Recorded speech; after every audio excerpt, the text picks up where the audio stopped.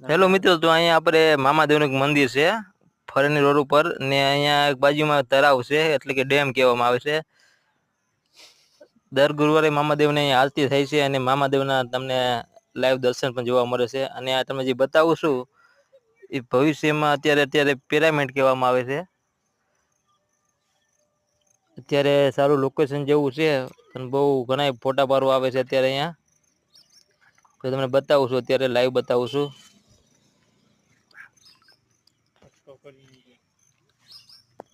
જોઈ લ્યો, તમે આ જોઈ શકો છો. અત્યારે ભવિષ્યમાં અહીંયા ભવ્ય મંદિર બનવાનું છે, એક અદ્ભુત.